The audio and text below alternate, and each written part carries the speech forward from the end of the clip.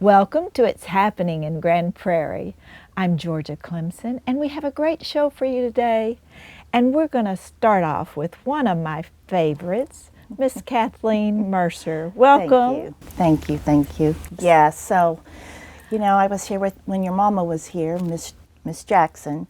Yes. Yeah, and so I just loved Miss Ruthie. It Yes. was such an honor to be And here. she loved you as well, and I'm so glad we have that connection. We do. It's great. I know. Now, Kathleen, tell our viewers what you do for the City of Grand Prairie. Okay, so I am the Director of Budget, and I started back in 1999. And I just came over from the City of Dallas as a financial analyst. And then 6 months later, I was promoted to a senior analyst. I was moving up. Yes. Well, I came from Dallas as a senior analyst, but I wanted to be closer to my kids' school. And so I made the move over here, and I've never regretted it. 22 years has just flown by. And so then Mr. Swafford was the chairperson of the Finance and Government Committee. Yes.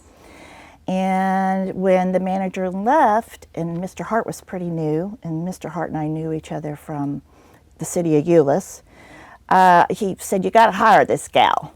Yes. So I was promoted to director, and just had a fabulous working relationship with Mr. Swafford, and then the people have come and gone on the F&G committee, like yourself and Mr. Gessner. Yes. And that was such a great move for the City of Grand Prairie to get you in that place and to see your potential, promote you. Mm-hmm. And Grand Prairie has been in good financial hands since you've been there. Yes, thank goodness I'm a conservative budgeter. Yes, and that's very important. Yes, and it has come in handy with the recession in 2006, 7, and 8. The city did experience a recession in their property tax and sales tax. So we had to whittle down, we had to rift some people, and we left some vacancies unfilled. And then we just came roaring back, and it's been wonderful ever since. I believe we're having our best year this past year. And I've seen just Grand Prairie explode. 161 had just been approved when I got here. It hadn't even been built yet. And they just got the approval for it. And slowly but surely things were coming, and you go, this land is never going to be filled. And now it's fantastic. And it's so wonderful for the city. The 22 years I have loved and worked with so many council members, and I can call them friends. Yes. Yes. It's like I have my own family, I have my church family, I have my city family. I do. And I love my city family, and I know that's the way you feel as well. Now, as you said, 161 was a game changer. It was. Because it was a little quieter around here before then, Yes. correct? Mm-hmm. And then as things started to boom, how did that affect our budget? Oh my goodness, the property tax went up, and our sales tax, even through the pandemic, when a lot of the surrounding cities, I would say most Texas cities, were very concerned about their sales tax when everything shut down. And Grand Prairie did not see that, because we're a very diverse city, and we have warehouses, and so we collect our sales tax revenue from a lot of places. So it just wasn't the mom and pop shop, or the Targets and the Walmarts. It goes much deeper than that. It's the Home Depot and Target, and just all the growth that we've seen. We have not really seen a deficit at all. And that is such a blessing. Like you said, many surrounding cities, or even some of the smaller cities, have been affected by that. How do you think we compare with our surrounding cities as far as financially, and what kind of financial shape are we in compared to them? Well, Mr. Hart has always had a little competition with the city of Arlington. And I think it's been a great asset to us, what they've brought in. And when we're comparing per capita on sales tax and property tax, Grand Prairie has finally surpassed them when it comes to per capita. So that was a great feat. We were so excited when we presented that to council. It's like, yay, we've grown up. Yes, it's nice to have that, and realize that we have caught up and grown up and surpassed, even though Arlington is a very good neighbor to us, and we Yes. love our neighbors in Arlington, and we can share resources. Yes, and we do, especially off of 360.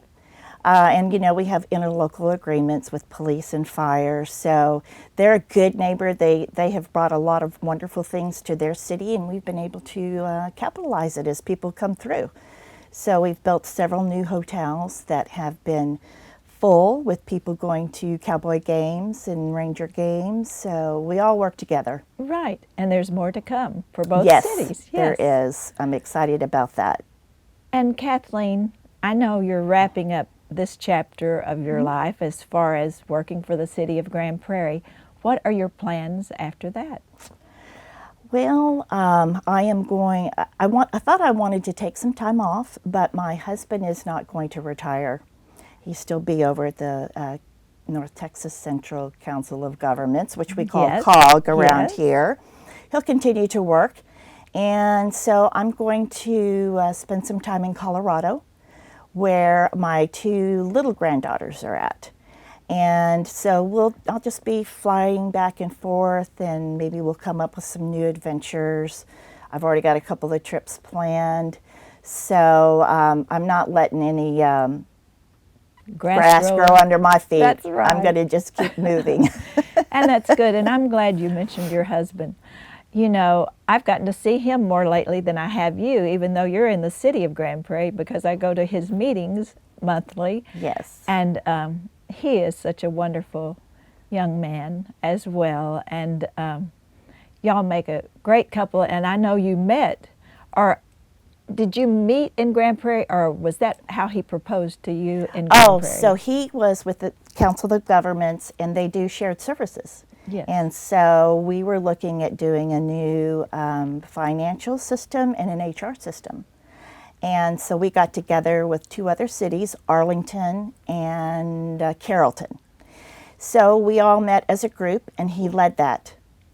And so a year or two later, we met. And I'll never forget this. Your mom would always ask, how am I doing? Yes. And one day we passed in the restroom. And she said, how are you doing? And I said, wonderful. And she was so excited that I was doing wonderful. Yes. And it was all because of meeting my husband, Monty. And it just warms my heart to this day, knowing that she cared that much about anybody in the city, but just to be excited for me when I was excited. So then he proposed to me at a budget workshop dinner. Which is unusual. Which is very unusual, but he thought, you know, hey, I've been doing this for so long, might as well let everybody join in the celebration. So it was a great surprise. And most of the executive staff was there, and all the council members were there, and your mom was there. Yes. And it was just a great moment, because you could cry being all excited, and Rebecca was crying with me. So Yes. it was a lot of fun. I really enjoyed it. And that's how the council members made you feel. They've always made me feel like a friend and family. They know my children. My children grew up here in the city, running around the hallways on Right. Saturday and Sundays when I was working. So I think that's one of the best part of my jobs, was working with the council. Well, that is really a compliment Thank to you. our city. And Kathleen, we appreciate you so much, what you've done to the city, how you've invested in the city, your time and your expertise to make us a better city. So thank you for sharing your story with us. May God bless you and keep you in your retirement, and enjoy those grandbabies. I sure will. Thank you so much, Miss Georgia, and it's been a pleasure to know you, to play pickleball. You're the one that got me hooked on pickleball. So that's been fun too, and we'll continue to do pickleball. How about that? Let's do. Okay. All right. Thank you so much, Kathleen. You're welcome. Thank you. And we'll be right back.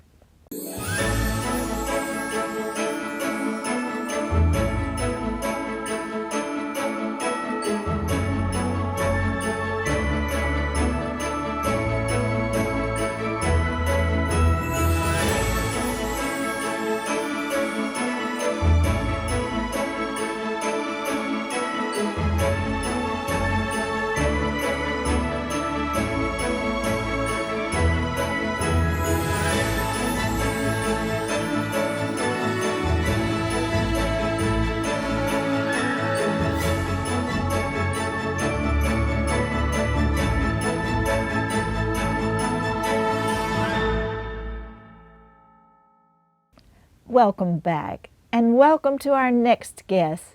It's all about Christmas, and it's all about prairie lights with Whitney Walters Yes, from Parks, ma'am. Arts, and Recreation Department. Yes, ma'am. Welcome, Whitney. Thank you for having me, Miss Georgia. Of course. Now, I know you have your work cut out for you for the next at least 37 nights. Yeah, 37. Who's counting, right?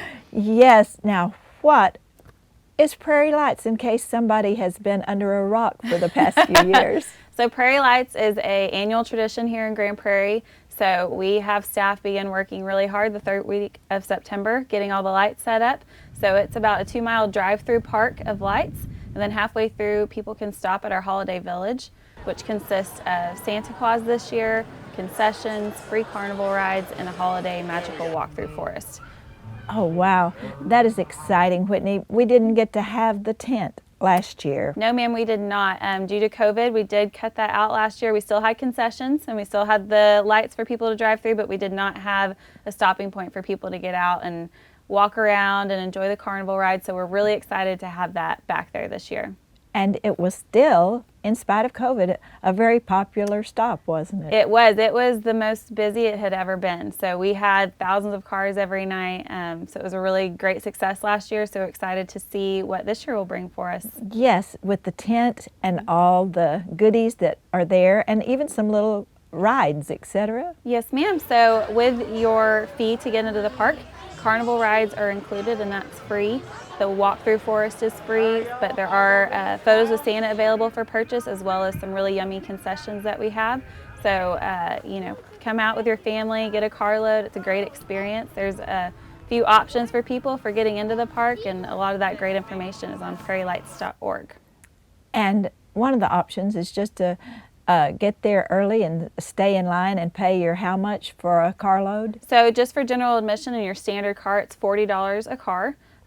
So there's also another option if you want to go a little faster route, and that is our Fast Pass option. So that is $129 a car, and you get to cut the big line to get in. On our website, we have very specific instructions on the best routes to get in and the best roads to take.